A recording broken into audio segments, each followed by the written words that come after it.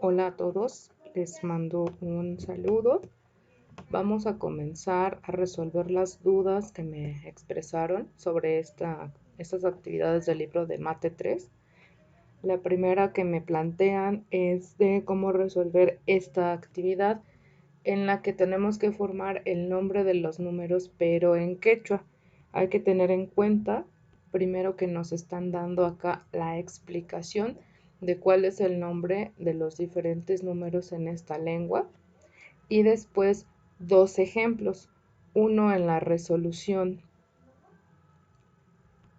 cuando es una suma de la decena más unidad, en el que primero se dice el nombre de la decena y luego el de la unidad, y otro en el que nos están señalando una multiplicación de la decena por la unidad. El ejemplo nos lo ponen con el número 13 y el número 30. En el caso del número 13 es una suma. Esta suma es 10 más 3. Por lo tanto, primero se dice el número 10, chunca, y después el número 3, quimsa. Y por eso 13 se dice chunca, quimsa. Mientras que en el caso de la multiplicación es al contrario. Primero se dice el número de la unidad, quimsa en este caso, y el número 10, chunca, porque estamos multiplicando. De esta forma, aunque son las mismas palabras, el orden es lo que nos da un sentido diferente de la cantidad. Entonces eso lo tenemos que tener presente. Si es una suma, primero va la decena y luego la unidad.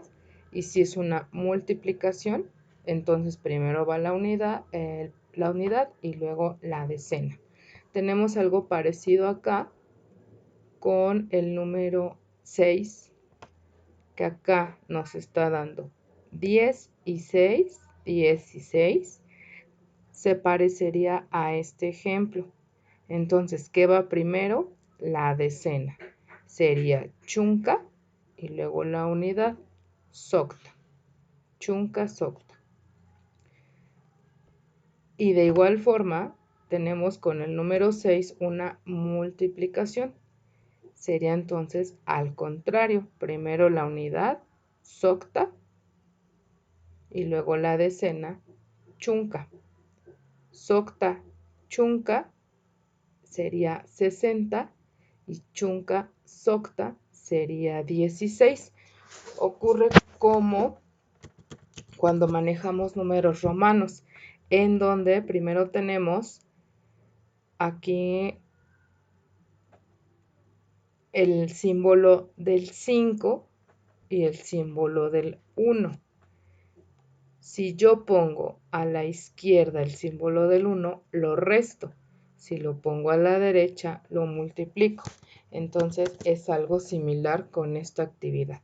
Si es una suma,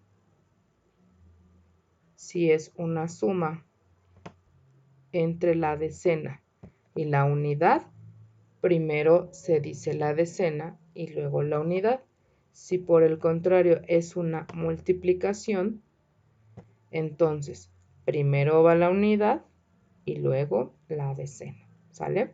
Eso en cuanto a esta parte del ejercicio. La otra parte dice, y en los nombres en castellano de estos números, ¿qué cálculos les parece que indican? ¿Cómo se llaman estos números? Aquí tenemos el 16. 16. El mismo nombre nos lo está señalando. 10 y 6. Es decir, que estamos haciendo aquí una suma. Mientras que en otro ejemplo, como puede ser el 200. 200. Ahí no estamos haciendo una suma, sino que su nombre nos está indicando una multiplicación del 2 por el 100 y por eso es 200. Entonces a eso se refiere esta parte de mostrarnos el cálculo. El cálculo de el cálculo que conforma estos números. Esa es la primera parte. La siguiente actividad sobre la que me plantearon alguna duda es esta página en la que son preguntas, la página 31. Es importante decir que no hay una respuesta correcta en este caso. ¿Por qué? Porque son preguntas que están enfocadas a que los alumnos razonen, que se cuestionen, que digamos le den más vueltas a las preguntas, a los planteamientos que les están haciendo.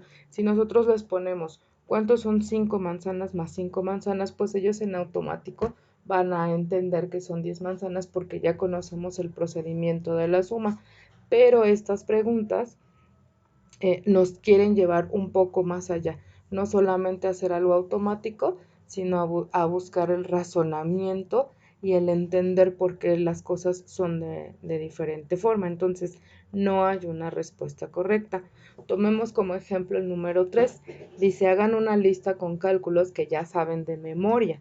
Si ya tienen uno en el aula, fíjense si faltan algunos y agréguenlos. Aquí obviamente todo lo que refiera a hacerlo en el aula, pues no se va a ejecutar de esa forma porque no estamos en ese espacio, sino que tendremos que adaptarlo a nuestras necesidades y a nuestras posibilidades. Por ejemplo, aquí pues basta con hacer una lista en la libreta sobre los cálculos que los niños saben de memoria.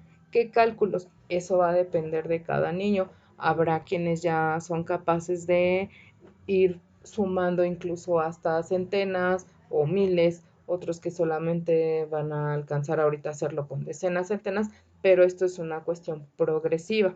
Un ejemplo de un cálculo que deberían saber de memoria, cálculos que van de forma continua, 10 más 10, sabemos que es 20, eso ya es mental. ¿Cuánto me falta? Si tengo 45, ¿cuánto me falta para 100 a 55? Ese tipo de ejemplos son los que tendrían que escribir. La lista va a ser tan corta o tan larga como la capacidad de los niños. Entonces, no hay que presionarlos, no hay que obligarles a que escriban ninguna cantidad específica, sino ir sondeando con ellos cuáles son los números que ya pueden sumar o restar así de forma directa, sin escribir, sin usar calculadora, sin contar con los deditos, simplemente haciéndolo de forma mental. En esta hoja un apartado muy importante es el número 8. Dice, vuelvan a mirar los problemas del capítulo, cuáles son los que les resultan más fáciles y cuáles los que todavía les cuestan. Anoten sus dudas para seguir pensando en ellas y tratar de aclararlas. Va a lo mismo. Es importante que ellos se empiecen a volver más autónomos en la resolución de problemas, no solamente por la circunstancia actual, sino porque ya tienen que empezar a desarrollar esa habilidad. Entonces, primero, ¿qué tienen que plantearse ellos? ¿Qué sí puedo hacer y qué no puedo hacer solo? Y de eso que sí puedan o no puedan hacer solos, que traten de entender por qué no lo pueden hacer. Si no están leyendo correctamente, si no saben identificar los datos, si no entienden cuál es la pregunta, qué es lo que se les está obstaculizando. Esto también entra en el aspecto comunicativo, cómo es que ellos pueden plantear esa información sobre las dudas que tienen. Entonces, igual no hay respuestas correctas, simplemente es estar agilizando la mente, haciéndonos preguntas para que ellos mismos puedan ir fortaleciendo sus aprendizajes. Y bueno, por último, me preguntaban sobre esta página, en este ejercicio de para pensar entre todos. Tiene 3 apartados. El primero dice, analicen en el mapa de Tenochtitlan cuáles podían ser los caminos para ingresar a la ciudad. Esto es nada más una cuestión de identificación visual. Si tomamos en cuenta que la parte azul es agua, la parte verde son las orillas y la parte que está en el centro es la ciudad de Tenochtitlan, ¿cómo hacían para llegar ahí? ¿Por qué caminos? ¿Por qué medios? En este apartado se pueden apoyar en el libro de entidad. Igual ahí tenemos algunos mapas, algunas ilustraciones de Tenochtitlan, de cómo se veía la ciudad para identificar esta parte. El siguiente apartado y el último están relacionados. Nos dicen que estas representaciones están puestas de cierta forma. Bueno, primero hay que entender por qué lo estamos viendo así, cómo lo estamos acomodando, cómo estaría siendo mentalmente para poder entender, bueno, por qué estos están de cabeza o por qué las casas están de cabeza, ¿no? ¿Qué significa esto? ¿En realidad estaban así las casas o por qué se dibujaron de esa forma? Esto es una cuestión de perspectiva de las imágenes. Tenemos aquí, por ejemplo, yo tengo un árbol que si lo veo de frente, voy a alcanzar a ver tanto el tronco como la copa, pero si yo tomo una foto con un dispositivo desde arriba, pues solo voy a ver la copa, solamente voy a ver lo que está abajo de mí, lo que está enfrente ya no va a ser parte de esta misma imagen. Un ejemplo que podemos plantearles a los niños de forma directa, pues es con el celular, ¿no? Si nosotros lo ponemos así frente a nosotros, vamos a ver la pantalla, vamos a ver los orificios del micrófono, de la bocina. Si lo ponemos de lado, se estaría representando como un rectángulo. En este caso, pues no tendremos nada más, ni los botones, ni nada.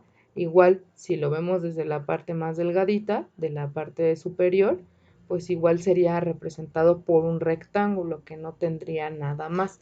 A eso se refieren esos dos planteamientos. Cómo se verían dependiendo de la perspectiva que nos están dando. Por ejemplo, aquí nos dicen cómo las dibujarías si estuvieran mirándolas desde arriba. Si tú ves las casas desde arriba, ¿cómo se ven? ¿Cómo lo dibujarías? Esa es la pregunta. Y bueno, estas son las 3 hojitas de las que me mandaron algunas preguntas. Espero que les haya quedado claro y les sea de utilidad. Todavía pues nos falta esta semana de trabajo, digamos, vacacional. Sin embargo, es importante tener en cuenta que todo el contenido que estamos desarrollando acá va a ser presentado de forma física. Yo estoy recibiendo sus evidencias para ir llevando ahí un registro de quiénes me están entregando, qué es lo que me están entregando, pero de igual forma al final, ya que culmine este periodo de aislamiento, pues se estará entregando de forma física, tanto en su libreta, en impreso, dependiendo de qué actividad es la que están desarrollando. Ahora, tenemos contemplado que la suspensión de clases estaría terminando el día 30, pero reanudamos actividades el día 20 de abril. Aquí sí es importante tener en cuenta que a partir de ese día, del 20 de abril, que sería el próximo lunes, sí voy a estar realizando ya tal cual clases con temas nuevos. Les voy a mandar en el transcurso de la semana cuál sería la dinámica de trabajo y cuáles son el horario que vamos a tener. Obviamente no podemos estar conectados todo el día en línea porque yo sé que es complicado, pero sí se van a mandar clases ya presentando la información. Se les va a enviar cuál es la dinámica de trabajo, cuáles son las actividades que se van a realizar de cada materia y esto estaría abarcando en teoría desde el día lunes 20 hasta el 30 de abril en el que supuestamente termina la suspensión de clases. Como ya les había mencionado, tenemos que considerar que el día 1 de mayo es un día no laboral, eso ya está establecido en el calendario escolar. El día lunes 4 tenemos una sesión de consejo técnico que hasta el momento sigue en pie. No se nos ha dado ninguna indicación de cancelación, de que se posponga, ni nada por el estilo. Yo creo que probablemente no la lleguemos a realizar en línea o hacer algún ajuste, pero no hasta que nosotros no nos den mayores indicaciones, pues sigue en pie como hasta ahora. El día 5 de mayo también es un receso, también es una suspensión, entonces no habría aquí clases. Conforme a las indicaciones actuales de las autoridades educativas, reiniciaríamos las actividades el día 6 de mayo. Sin embargo, considerando los aspectos que han mencionado las autoridades en materia de salud, en ese periodo va a iniciarse un periodo masivo de contagio. Entonces, yo considero muy poco probable que sea para esa fecha la reanudación de las clases. Yo creo que si las cosas son de esa forma, no va a ser en esa fecha en la que vamos a volver. Sin embargo, tenemos que seguir indicaciones de las autoridades.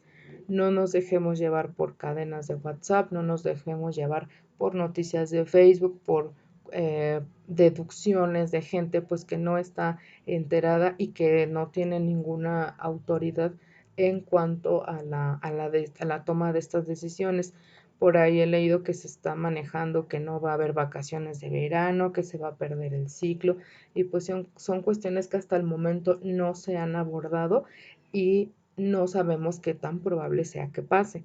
Lo que sí les puedo asegurar, lo que sí queda en cuanto a una tranquilidad para nuestra forma de trabajo, es que vamos bien en el avance de contenidos.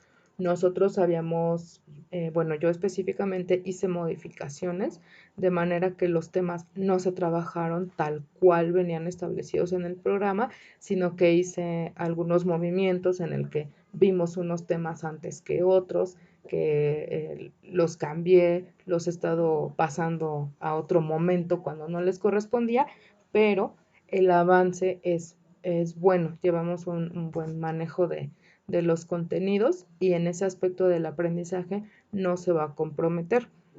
Lo que sí que es importante una constancia en el trabajo para no, para no perdernos y para que los chicos pues no dejen de tener esa rutina de trabajo, porque si no es ahí lo que ocurre, que si no los mantenemos con el trabajo, ahí pueden empezar a perderse. Pero pues no se angustien, no se agobien. Espero que se estén cuidando mucho, que les esté siendo leve el encierro.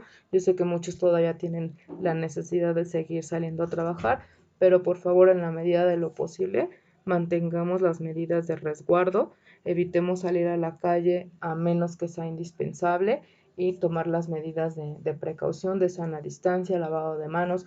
A los chicos les indiqué la técnica correcta de lavado de manos antes de irnos. Ya está indicado que la recomendación de cubrebocas para estar en la calle, si es posible utilizar guantes, utilizar gel, pero es muy importante sobre todo esta parte del distanciamiento social, del resguardo en nuestra casita, ¿sale? Entonces, les agradezco su tiempo, me mantengo al pendiente de sus dudas, igual en el transcurso de la semana les mando más indicaciones y yo quedo a su disposición sin ningún inconveniente, nada más eso sí, hay que cuidar un poquito los horarios, yo sé que a muchos a veces se les dificulta que sea un poco más temprano, entonces sí hay cierta flexibilidad, pero tratemos de respetar el horario en la medida de lo posible. Les deseo una excelente tarde, les envío saludos y que estén muy bien.